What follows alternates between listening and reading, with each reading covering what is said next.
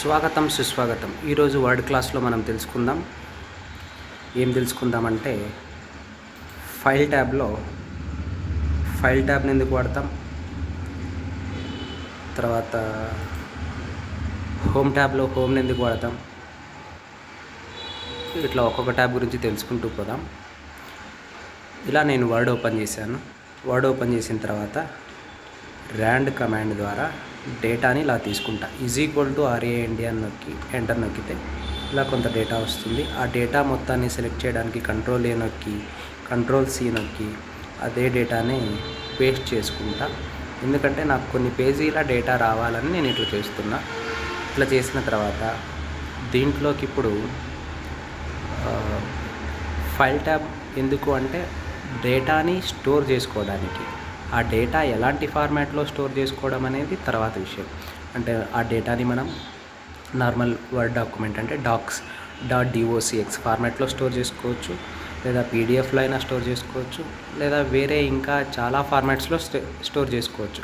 అలా స్టోర్ చేసుకోవడానికి save as అనే కమాండ్లో ఇందులో ఎక్కడో చోట ఏ పేరుతో కావాలంటే ఆ పేరుతో, ఇవన్నీ ఫార్మాట్స్, ఆ ఫార్మాట్లో ఏ పేరుతో కావాలంటే ఆ పేరుతో ఇక్కడ పేరును మార్చి సేవ్ చేసుకోవచ్చు అనమాట. నేను ER అనే పేరుతో సేవ్ చేద్దామన్నట్టు చూపిస్తున్నా చూడండి. బట్ నేను సేవ్ చేయకుండా క్లోజ్ చేసేస్తున్నా. మళ్ళీ బ్యాక్ వెళ్దాం. హోమ్ ట్యాబ్ మొత్తం డేటాని ఫార్మాట్ చేయడం అంటే ఉన్న డేటాని ఇలా మార్చడాన్ని. ఇలా అంటే సెలెక్ట్ చేసుకున్న దాన్ని బోల్డ్ చేస్తా, కొద్దిగా డేటాని పెంచుతా, అదొక ఫార్మాట్. కింద పారాగ్రాఫ్ ఇంకో రకంగా ఉంది. అలా డేటాని ఫార్మాట్ చేస్తే అది డాక్యుమెంట్. డేటాని ఫార్మాట్ చేయగలిగితే అది డాక్యుమెంట్. దాంతోపాటు దాన్ని ప్రింట్ తీసుకునేలాగా చేయగలిగితే దాన్ని డాక్యుమెంట్ అంటారు. యాక్చువల్లీ వర్డ్ని ఎలా సేవ్ చేసుకుంటామంటే .doc అంటే డాక్యుమెంట్, X అంటే ఎక్స్టెన్షబుల్ అనేది ఇదన్నమాట. ఇందులో ఈ ఫస్ట్ పేజ్లో నేను కవర్ పేజ్ తీసుకోవాలి అనుకుంటే కవర్ పేజ్ తీసుకోవచ్చు. కవర్ పేజ్ ఎందుకు అంటే ఏదన్నా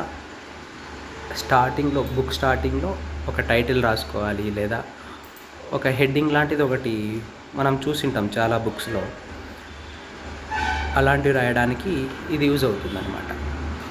ఇది ఇలాంటిది వద్దు అనుకుంటే ఇంకోటి ఏదైనా, ఇంకొక రకంగా ఏదైనా, ఇలా ఏదైనా తీసుకోవచ్చు.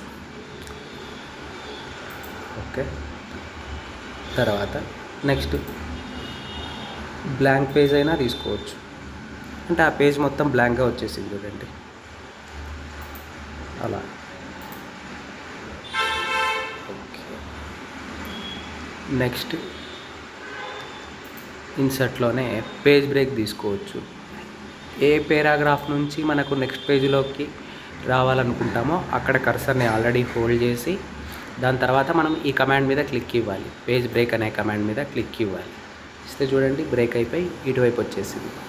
ఇప్పుడు ఇక్కడెక్కడైనా మనం ఇన్సర్ట్ చేసుకోవాలి, టేబుల్స్ని ఇన్సర్ట్ చేసుకోవచ్చు. నేను 5 కాలమ్స్ 4 రోస్ ఉన్న డేటాని టేబుల్ని తీసుకున్నా. దాంట్లో ఏ స్టైల్లో కావాలనుకుంటే ఆ స్టైల్లో మనం టేబుల్ని తీసుకోవచ్చు అనమాట. దీన్ని కొద్దిగా జూమ్ చేద్దాం. ఇలా తీసుకోవచ్చు. దీని లోపల హెడర్ రో వద్దు అనుకుంటే ఆఫ్ చేయొచ్చు, ఫస్ట్ కాలం వద్దు అనుకున్నా ఆఫ్ చేయొచ్చు, బ్యాండెడ్ రోస్ వద్దు అనుకున్నా ఆఫ్ చేయొచ్చు. బ్యాండెడ్ రోస్ కావాలంటే మళ్ళీ ఆన్ చేసినాం చూడండి. బ్యాండెడ్ రోస్ అంటే ఒకటి ఒక కలర్లో, ఇంకోటి ఇంకొక కలర్లో. హెడర్ రో ఆన్ చేయాలనుకుంటే ఆన్ చేయొచ్చు, ఆన్ చేసినాం. అట్లనే ఫస్ట్ కాలం ఆన్ చేయాలనుకుంటే ఆన్ చేయొచ్చు. ఇలా తర్వాత అట్లా వేరేటి కావాలన్నా చేసుకోవచ్చు మీరు. కొద్దిగా ఇంగ్లీష్ పదాలు మనకు అర్థమైతే సరిపోతుంది. మొత్తం కలర్ షేడ్ మొత్తం మార్చాలనుకున్నా మార్చవచ్చు. ఇలా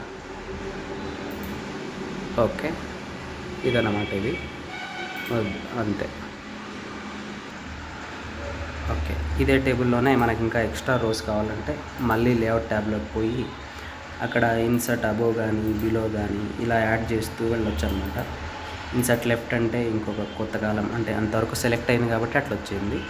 కాకుండా కొంత కొంతనే కావాలనుకోండి, ఇన్సర్ట్ రైట్ అంటే ఒక కాలమే వచ్చింది చూడండి. ఇప్పుడు ఏమన్నా వద్దనుకున్నట్టు మనం ఇట్లా సెలెక్ట్ చేసి దాన్ని మాత్రమే డిలీట్ చేయాలంటే బ్యాక్ స్పేస్ నొక్కొచ్చు, లేదా ఇట్లా సెలెక్ట్ చేసుకొని దాంట్లో డిలీట్ అని ఉంటుంది, డిలీట్ సెల్స్ అయినా నొక్కొచ్చు. డిలీట్ ఎంటైర్ కాలం కాబట్టి డిలీట్ ఎంటైర్ కాలం అలా అయినా డిలీట్ చేయొచ్చు. మళ్ళీ దీన్ని కావాలంటే ఇలా పెంచుకోవచ్చు. ఇలా దాంట్లో మీకు నచ్చిన డేటా ఎంటర్ చేసుకోవచ్చు. దీని హైట్ని విడ్త్ని మనం పెంచుకోవచ్చు, విడ్త్ని పెంచాలన్నా పెంచవచ్చు. అలా ఇలా మనకి ఎలా కావాలనుకుంటే అలా చేయొచ్చు. ఏ డేటానైనా రాసుకోవచ్చు అనమాట. ఆ రాసుకున్న డేటా కరెక్ట్గా సెంటర్లోకి అలైన్ చేసేలాగా చేయొచ్చు. టెక్స్ట్ డైరెక్షన్ని మార్చవచ్చు. ఇలా అనమాట. ఇలా ఎలా అయినా చేయొచ్చు. ఓకే, ఇది వచ్చేసి టేబుల్. నెక్స్ట్ మనం ఎక్కడైనా సరే ఒక పిక్చర్ని ఇన్సర్ట్ చేయాలనుకుంటే మళ్ళీ ఇన్సర్ట్లోకి పోయి పిక్చర్స్ మీద క్లిక్ ఇచ్చి, సరే ఇందులో ఏ పిక్చర్ లేదు అందుకు నేను పని చేస్తా. Windows plus print screen requirement నొక్కితే ఒక స్క్రీన్ షాట్ వచ్చింది కదా, ఆ స్క్రీన్ షాట్నే ఇప్పుడు నేను పిక్చర్ లాగా ఇన్సర్ట్ చేస్తా. ఓకే, ఇలా ఇన్సర్ట్ చేయొచ్చు అనమాట. ఇలా ఇన్సర్ట్ చేసిన తర్వాత చూడండి, దానికి కావాల్సిన ఫ్రేమ్స్ అన్నీ మనకు నచ్చినట్టుగా తీసుకోవచ్చు. దాని కలర్ని మార్చవచ్చు, ఆర్టిస్టిక్ ఎఫెక్ట్స్ ఇవ్వచ్చు.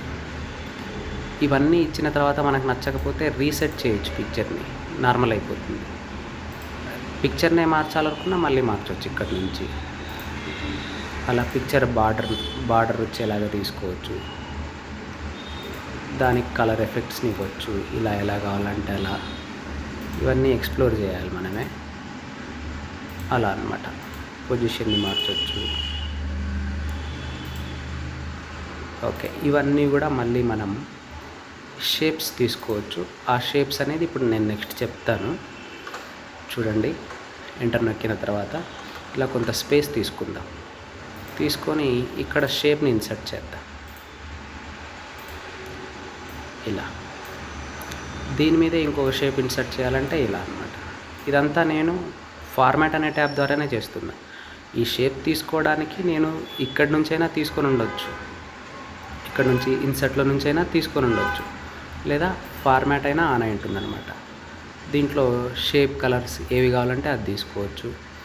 ఈ షేప్ నచ్చకపోతే ఇంకొక షేప్ ఏదైనా మార్చేలా కూడా ఉంటుందన్నమాట ఇందులో. ఓకే, షేప్ అవుట్లైన్ సరే ఇందులో లేదు, వేరే దాంట్లో మీ కంప్యూటర్స్లో రావచ్చు అది అట్లా. ఓకేనా. తర్వాత షేప్ ఫిల్ కలరు, దానికి ఏం కలర్ కావాలంటే ఆ కలరు అలా. ఓకే, ఇంకా దాన్ని వెనక్కి పంపించడం, సెండ్ బ్యాక్వర్డ్ అట్లా. సెలెక్షన్ ప్యాన్ అంటే కనపడకుండా ఆఫ్ చేయొచ్చు, మళ్ళీ కావాలంటే ఆన్ చేయొచ్చు. ఇలా అన్నమాట. ఓకే, ఇవే మేజర్గా అంతే.